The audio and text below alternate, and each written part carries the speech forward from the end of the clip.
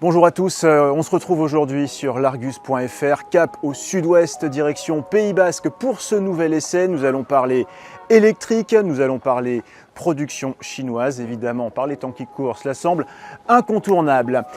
On va s'intéresser aujourd'hui au cas de cette nouvelle MG4 Urban. Attention, il y a un piège puisque dans la gamme MG, on connaissait déjà une MG4. Effectivement, ça vous aura peut-être pas échappé. Il s'agit de la star des ventes du constructeur sino-britannique. Elle a été lancée en 2022. Elle a tout de suite été plébiscitée pour son rapport prix-prestation absolument imbattable. Ses ventes ont quasi immédiatement explosé. Aujourd'hui, une seconde compacte fait son apparition dans la gamme. En parallèle, les deux modèles sont appelés à cohabiter avec cette MG4 Urban qui viendra suppléer à la MG4 tout court. Alors, le positionnement peut sembler un peu particulier. On peut se demander s'il n'y a pas un risque de doublon. En réalité, la manœuvre est parfaitement calculée. Les deux modèles sont totalement différents. Les deux reposent sur une plateforme totalement distincte. On peut tout de même leur trouver un point commun au niveau des tarifs, évidemment, puisque là aussi, cette MG4 Urban démarre très fort, à moins de 20 000 € en entrée de gamme, en incluant une remise à durée indéterminée. Forcément, à ce tarif, on peut se demander à quoi on aura droit et surtout, à quoi renonce-t-on vraiment ? Comme son nom ne l'indique pas, cette MG4 Urban n'a strictement rien d'une citadine. Par son gabarit, évidemment, à 4,40 m de long, elle fait partie des grosses compactes du segment. Elle est un peu plus imposante qu'une Volkswagen ID.3 ou même qu'une Mégane E-Tech qui sont ses principales rivales sur le créneau des compacts électriques. Elle est aussi 11 cm plus longue que la simple MG4 que l'on connaît déjà. Elle est plus haute également, 1,55 m de haut. Donc effectivement, au niveau de l'enrobage global, on pourrait presque croire à un petit crossover d'une certaine manière. Elle en impose. En revanche, côté style, là, c'est un peu plus discret, voire un peu plus fade, disons, plus convenu en tout cas que la MG4 que l'on connaît déjà. En réalité, il faut considérer que les deux modèles occupent une place bien distincte dans la gamme. Cette MG4 Urban se positionne donc en dessous de la MG4 classique. Elle propose des batteries de capacité inférieure, 43 ou 54 kWh, quand la simple MG4, elle, démarre d'emblée avec 64 kWh. Même chose côté motorisation, ici nous avons 160 chevaux maximum, quand sur sa grande sœur, qui est plus petite en réalité, attention il faut suivre, nous avons 190 chevaux en entrée de gamme. Disons que cette duplicité, ce dédoublement permet à AMG de jouer sur deux tableaux dans la catégorie des compacts électriques avec cette MG4 Urban a priori plus pragmatique, plus pratique. Et en passant à bord, c'est flagrant.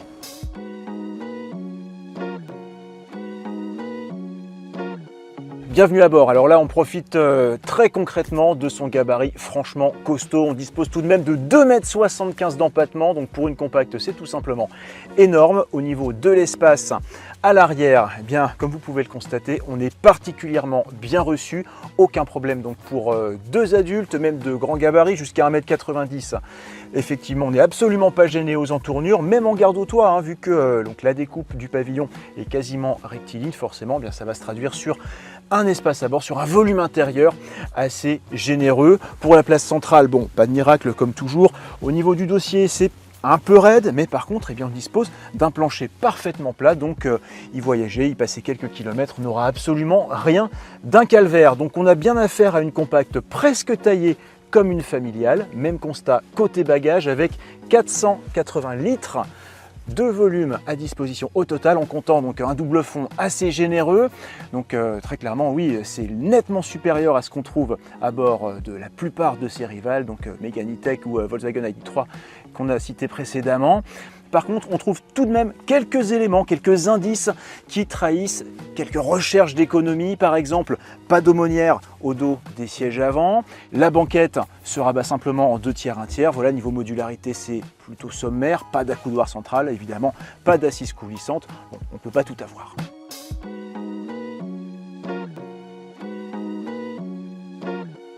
Alors au niveau du poste de conduite, là aussi, aucun doute, nous sommes bien à bord d'une compacte, tout ce qu'il y a de plus prosaïque. Pas vraiment de fantaisie dans son agencement, on retrouve un style dans la veine de ce que MG nous sert actuellement et aussi dans l'esprit de pas mal de productions chinoises, avec une planche de bord à l'horizontale, un grand écran central de 12,8 pouces, cette série, sous les yeux une instrumentation de 7 pouces, assez claire, pour une fois assez lisible et pas masquée par le volant, quelle que soit la position de conduite.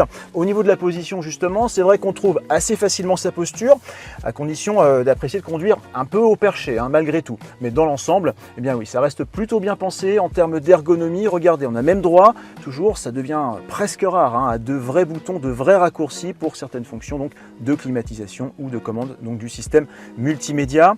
Au niveau de cet écran justement, là encore, c'est plutôt bien pensé. En simplement 2 manipulations, on accède donc à la plupart des paramètres et des réglages donc de mode de conduite.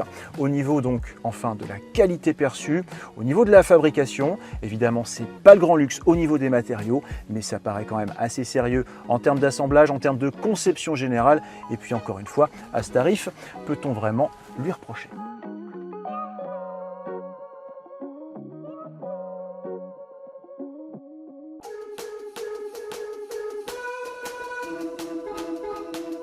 Alors c'est vrai que la MG4 classique nous avait laissé une excellente impression en termes d'agrément, de comportement routier. C'était une plateforme de propulsion et ici, les choses risquent d'être un peu différentes puisque cette MG4 Urban repose donc sur une base technique de traction et fatalement, on retrouve quelque chose de beaucoup moins vif, c'est moins mordant, mais pour autant, on pouvait s'attendre à un résultat beaucoup moins enjoué. Non, là, en réalité, la voiture reste raisonnablement dynamique, plutôt agile, c'est vrai. Et puis, on profite quand même d'un châssis assez stable. Les mouvements de caisse sont bien tenus. Au niveau des suspensions, c'est progressif, c'est pas cassant du tout. Même chose au niveau de l'amortissement, c'est plutôt bien filtré, donc on a affaire à un résultat tout à fait homogène. Évidemment, ce sera assez difficile de parler réellement de dynamisme, même si en termes de commande, de direction, de freinage, c'est plutôt précis. Il y a une vraie douceur de fonctionnement, c'est vraiment très plaisant. Et ça, c'est un constat qui vaut aussi pour toute la voiture finalement. En termes de performance, on a 160 chevaux à disposition.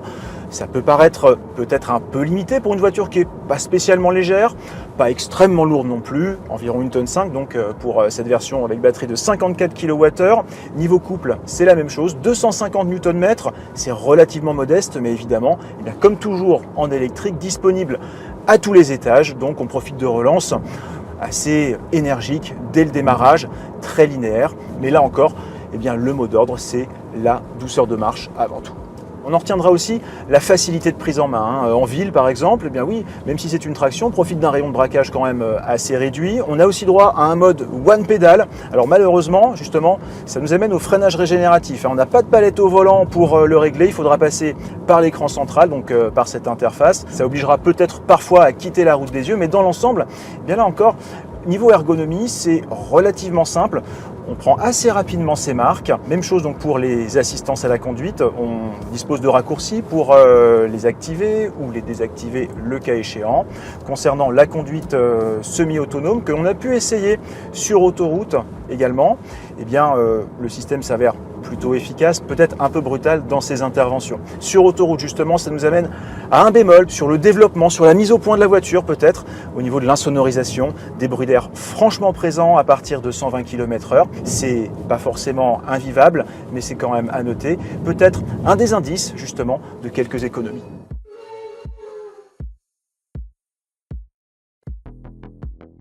Bon, évidemment, pas de grande prouesse d'autonomie à prévoir avec 54 kWh, surtout si on passe un peu trop de temps sur voie rapide. Là, oui, la consommation tournera autour des 18-19 kWh au 100 km, ce qui permet tout de même un rayon d'action relativement confortable d'environ 200-250 km entre deux recharges. Mais le reste du temps, il faut reconnaître qu'elle sait tout de même se tenir en termes de consommation, cette MG4 Urban. Elle est plutôt efficiente. D'ailleurs, l'aérodynamisme a été quand même assez travaillé avec 0,26 de CX, c'est plutôt un bon score. Et sur un cycle mixte, eh bien, on peut assez facilement se limiter à une moyenne de 15-16 kWh au 100 km. Donc on sera évidemment toujours en retrait des chiffres annoncés officiellement en matière d'autonomie, un peu plus de 400 km selon donc, les données constructeurs, mais on peut tabler assez facilement sur 300-350 km d'autonomie totale, donc en parcours mixte avec un minimum de précaution. Côté recharge, en revanche, là, eh bien, c'est un peu plus modeste. Elle prend son temps à la borne avec 87 kW maximum en charge rapide, pas très rapide donc. On comptera donc environ une demi-heure pour passer de 10 à 80%, c'est pas dramatique, ça nous laissera le temps de détailler par exemple la liste d'équipements de série qui est particulièrement longue, mais justement le chargeur en courant alternatif 11 kW, ça c'est présent d'office comme beaucoup de choses, énormément de choses à bord de cette MG4 Urban. Ça c'est l'un de ses principaux atouts aussi.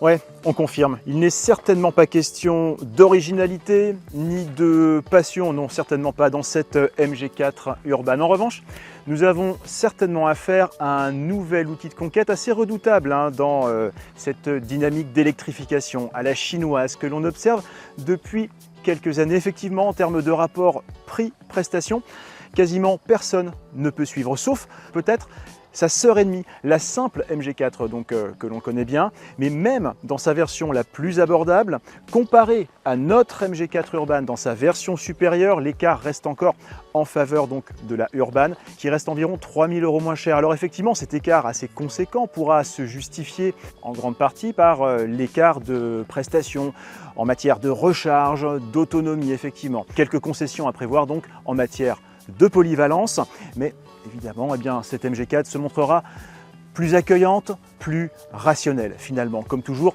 tout est question de priorité. Restez connectés sur largus.fr et bonne route.